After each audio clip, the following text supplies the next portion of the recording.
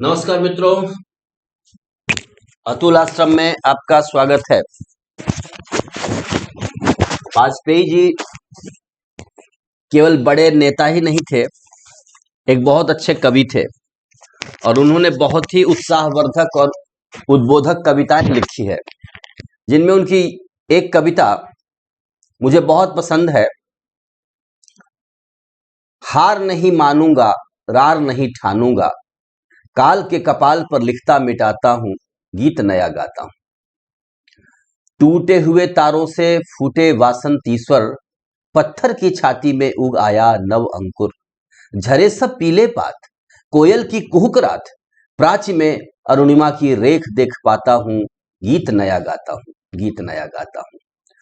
टूटे हुए सपनों की सुने कौन सिसकी, अंतर को चीर व्यथा पलकों पर ठिठकी। हार नहीं मानूंगा, रार नहीं ठानूंगा, काल के कपाल पर लिखता मिटाता हूं, गीत नया गाता हूं। तो खास करके ये जो प्राची में अरुणिमा की रेख देख पाता हूं, गीत नया गाता हूं, और फिर ये हार नहीं मानूंगा, रार नहीं ठानूंगा, काल के कपाल पर लिखता मिटाता हूं, गीत नया गाता हूं, ये बहुत महत्वपूर्ण है।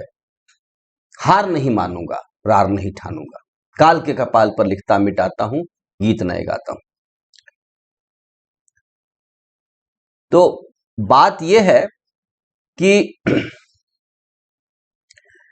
जीवन को बुद्ध ने कहा कि दुखमय है, जीवन को लोग कहते हैं स्ट्रगल है, संघर्ष है, तो निराशा अवसाद का आना अवश्यंभावी आता ही है। फिर आशा की किरण भी आती है। तो ऐसे ही मन स्थिति की बात की गई है यहां पर कि निराशा के बाद आशा की किरण आई है। तो प्राची में अरुणिमा की रेख देख पाता हूं। प्राची मतलब पूरब दिशा। तो जब आप सवेरा होना होता है तो पूरब दिशा की ओर आप देखते हैं तो आपको अरुणिमा दिखाई देती है। फिर आपको लगता है इस लाली के बाद सूर्योदय होगा, तो सूर्योदय के पहले की लाली अरुणिमा ये है। लेकिन महत्वपूर्ण बात यह है कि जीवन के संघर्ष में हार नहीं मानूंगा, कभी हार मानने की आवश्यकता नहीं। गिरेंगे, उठेंगे, धूल झाड़ करके खड़े हो जाएंगे, तो हार नहीं मानेंगे। ये सबके साथ है, चाहे स्टूडेंट हो, वैज्ञानिक हो, किसी के साथ, सबके साथ ही है, हारना नहीं है। एक दूसरी बात, कभी कभी आदमी गिर पड़ता है तो आप विरोध करने लगते हैं, अपनी सारी ऊर्जा विरोध करने में और लड़ने में। और ये तो एक बात और बड़ी महत्वपूर्ण है, रार नहीं ठानूंगा, मतलब अपनी ऊर्जा का संचय कीजिए।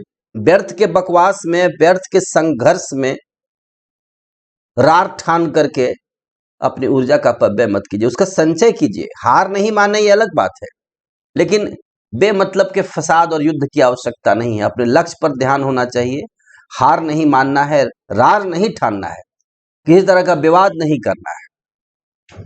और तब ऐसी स्थिति में क्या होगा, आप दिव्य आत्मा हैं। विवेकानंद कहते थे कि डिविनिटी ही तो पहचान नहीं है, हम तो सब डिवाइन हैं।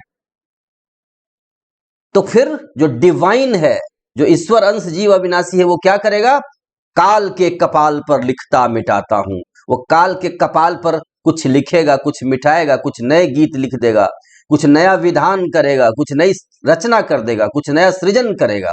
यही मनुष्यता है, नया सृजन करना, कुछ नया उत्पन्न करना, जिसको आप कहते हैं कंट्रीब्यूट करना, पॉजिटिव कंट्रीब्यूशन। तो इसके लिए दो बड़ी इंपॉर्टेंट चीज है कि हार नहीं मानना और रार नहीं ठानना। एक तो हारिए मत, और दूसरा विरोध मत कीजिए, ज्यादा संघर्ष मत कीजिए, उसमें भी ऊर्जा का बहुत अपव्यय होता है। हार जाते हैं तो आप थक के बैठ जाते हैं, तो बात ही खत्म हो गई। तो ठीक है, हार नहीं माने, लेकिन अगर आप सब जगह लड़ते ही चलेंगे तो फिर आपकी कोई ऊर्जा नहीं बचेगी। तो दोनों जगह से ऊर्जा का संचय करना है, अपने दिव्यत्व का ध्यान करना है कि हम दिव्य हैं। और तब ऐसा व्यक्ति क्या करेगा, कुछ लिख जाएगा, काल के कपाट पर कुछ मिटा करके कुछ नया गीत लिख के चला जाएगा, कुछ नई रचना करके चला जाएगा। कोई E equal to MC square दे करके चला गया, कोई log mn equal to log m plus log n दे करके चला गया, कोई P square plus B square equal to H square दे करके चला गया, कोई रामचरितमानस लिख गया, कोई ज्ञानेश्वरी लिख गया। तो इस तरीके से कुछ न कुछ हम सब लिख सकते हैं। यहां पर इस समय के बालुका राशि पर हम भी कुछ पद चिन्ह छोड़ सकते हैं, अगर हम इस सूत्र को अटल जी के दिए गए सूत्र को पकड़ लें कि हार नहीं मानूंगा, रार नहीं ठानूंगा, काल के कपाल पर लिखता मिटाता हूं, गीत नए गाता हूं, गीत नए गाता हूं।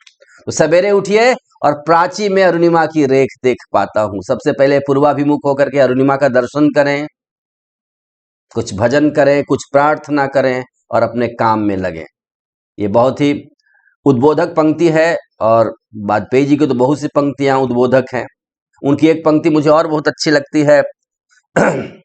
पश्चिम ने जब बनफल खाकर छाल पहनकर लाज बचाई, साम वेद का स्वर्णिम स्वर था तब भारत से दिया सुनाई।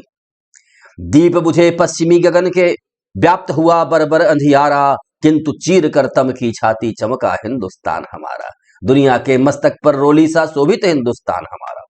तो इस तरह का उनका भाव था। लगता था जैसे उनकी इस कविता को पढ़ने पर लगता है कि मैं दिनकर को पढ़ रहा हूं। तुझको या तेरे नदीस गिरिवन को नमन करूं मैं, किसको नमन करूं मैं, भारत किसको नमन करूं मैं। भूखे मानचित्र पर अंकित त्रिभुज यही क्या तू है, ऐसा ऐसा भाव उत्पन्न होता है। तो वाजपेयी जी में कूट कूट कर देशभक्ति भरी हुई थी और वाजपेयी जी को हम लोगों ने अपने जीवन काल में देखा है। ये हमारे लिए बहुत प्रेरणास्पद बात है, बहुत गर्व की बात है कि हमारे ऐसे नेता हो गए हैं। हमने वाजपेयी जी को देखा है, हमने एपीजे कलाम को देखा है, ऐसी देशभक्ति कूट कूट कर भरी हुई थी और हम लोग बहुत ही प्रेरित हैं, बहुत ही प्रभावित हैं। तो आइए हम मिलजुल करके एक नए राष्ट्र का निर्माण करें, स्वस्थ, संपन्न, शक्तिशाली और ज्ञानवान भारत का निर्माण करें। जय श्री राम, जय भारत, जय जगत।